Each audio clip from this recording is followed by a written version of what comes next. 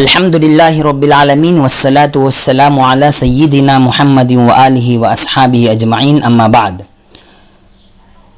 عید کی نماز کس طرح ادا کرے، اس کو بھی ہم اچھے انداز سے سمجھنا ہے، کیونکہ سال میں 2 مرتبہ عید آتی ہے اور ان دنوں میں خاص طور پر عید کی نماز پڑھتے وقت اکثروں کو یہ بھلاوٹ ہوتی ہے، بھول جاتے ہیں اکثر لوگ کہ عید کی نماز کس انداز سے پڑھے۔ اسی لیے اس کلپ میں انشاءاللہ ہم آپ حضرات کی خدمت میں نماز کی ترتیب اور اس کے بعد جو خطبہ ہے اس کے احکام بھی ہم سنائیں گے۔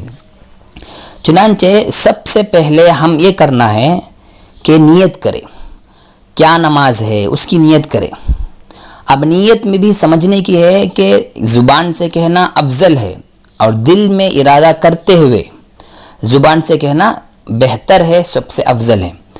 ہاں، اگر زبان سے کہنے کا موقع نہیں ہوا، کسی وجہ سے بھول گئے یا امام صاحب فوراً تکبیر باندھ دیے تھے، ہم تکبیر باندھنا کچھ لیٹ ہو گیا تھا، ایسے ہی باندھ لیے تو ٹھیک ہے، پرواہ نہیں۔ نیت اس کو کہتے ہیں کہ دل سے کچھ ارادہ ہو، دل سے کچھ ارادہ ہو۔ ہم گھر سے نکلے ہیں عید ہی کے خاطر، نماز پڑھنے کے خاطر، تو ہی نیت ہو گئی ہے۔ تو بہرحال دل اور زبان دونوں کو ملا کر نیت کرنا سب سے بہتر ہے۔ کیا نیت کرنا؟ میں نماز پڑھتا ہوں عید کی نماز اللہ کے خاطر اس امام کے پیروی کرتے ہوئے، بس یہی نیت ہے۔ بس زبان سے کہیں گے تو بس، یہ دل سے نیت کے تو بس۔ تو بہرحال یہ ہے، اور نیت کرنے کے بعد سب سے پہلے یہ سمجھنا ہے کہ ہم 2 رکعت واجب پڑھنا ہے۔ یہ 2 رکعت واجب نماز میں 6 زائد تکبیر ہوں گے، زیادہ تکبیر۔ پہلے جیسے نماز پڑھتے ہم اسی نماز کی طرح ہے، لیکن اس کے ساتھ ساتھ صرف 6 زائد رکعت ہم زیادہ کریں گے، 6 تکبیرات کو زیادہ کریں گے۔ ان 6 تکبیرات میں ہم ہاتھوں کو کانوں تک اٹھانا ہے، ہم بھی اٹھائیں گے، امام صاحب بھی اٹھائیں گے۔ تو چلے کیسے ترتیب ہے، کیسے ترکیب ہے اس کو سمجھیں۔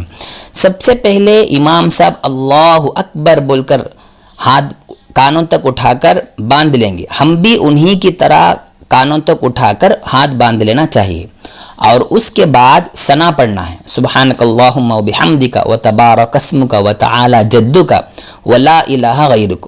یہ پڑھنے کے بعد امام صاحب اللہ اکبر کہہ کر ہاتھ اٹھائیں گے، پھر ہاتھ نیچے چھوڑ دیں گے، ہم بھی ہاتھ اٹھائیں گے، ہاتھ چھوڑ دیں گے۔ ایک نمبر 2، ثنا کے بعد دوسری تکبیر اللہ اکبر، ہاتھ اٹھائیں گے پھر چھوڑ دیں گے ہاتھ، اور تیسری مرتبہ اللہ اکبر جب بولیں گے تو ہاتھ باندھ لیں گے۔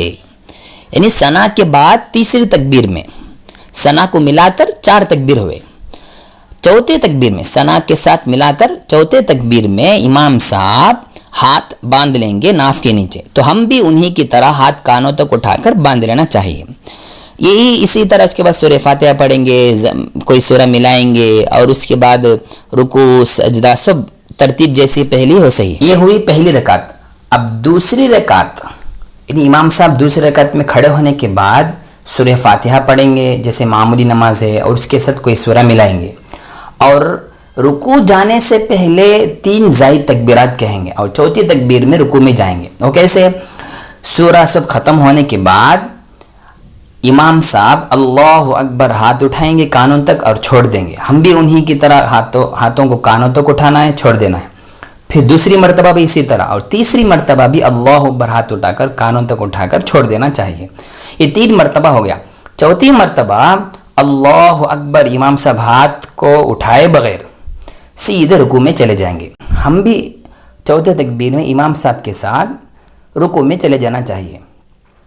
یہ 6 زائد تکبیر ہوئے ہیں۔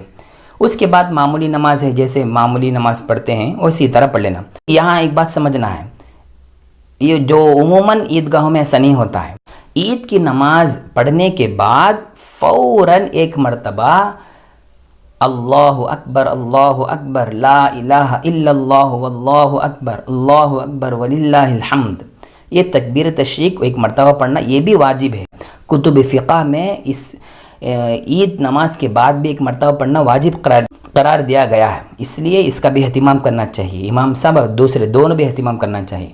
اور اس کے بعد امام صاحب خطبے کے لیے کھڑے ہوں گے. ہمارے لیے ضروری ہے کہ ہم خاموش بیٹھے رہیں, کوئی آواز نہ ہو, خاموش بیٹھے رہیں. اکثر دیکھا جاتا ہے, ایسا ہوتا ہے کہ نماز تک خاموش رہتے ہیں, نماز کے بعد پھر باتیں شروع کر دیتے ہیں. بڑے چھوٹے سب برابر ہیں, اس میں سب باتیں کرنا شروع کرتے ہیں. لیکن ایسی بات نہیں ہے. جیسے نماز پڑھنا واجب ہے, اسی طرح خطبہ سننا بھی ہم پر واجب ہے. خطبہ سننا, جو امام صاحب پڑھ رہے ہیں اس کو سننا واجب ہے. حتیٰ کہ بعض روایت سے بات ملتی ہے کہ سورہ اعراف کی جو آخر سے تیسری آیت ہے, وَإِذَا قُرِئَ الْقُرْآنُ فَاسْتَمِعُوا لَهُ وَأَنصِتُوا لَعَلَّكُمْ تُرْحَمُونَ, یہ جو آیت اتری ہے یہ اللہ کے نبی علیہ السلام جب خطبہ پڑھ رہے تھے اس وقت آیت نازل ہوئی. یعنی تمہارے سامنے جب قرآن کی تلاوت ہو تو اس صورت میں تم جہاں تک ہو سکے اس کو غور سے سننے کی کوشش کرو. ہاں اگر سنے نہیں آ رہا ہے, وَأَنصِتُوا, خاموش رہو. کرنٹ چلے گیا تھا, یا کسی وجہ سے مائک کا انتظام نہیں ہوا, یا کسی وجہ سے آواز نہیں پہنچ رہی ہے, تو اس صورت میں بھی ہمارے لیے ضروری ہے کہ ہم خاموش بیٹھے رہیں, آوازیں نہ کریں. بالکل بات کرنا منع ہے, بالکل نہ کریں. اللہ تعالیٰ سے دعا ہے کہ اللہ تعالیٰ ہم تمام کو ان باتوں پر عمل کرنے کی, سمجھنے کی توفیق عطا فرمائے. آمین. السلام علیکم ورحمۃ اللہ وبرکاتہ.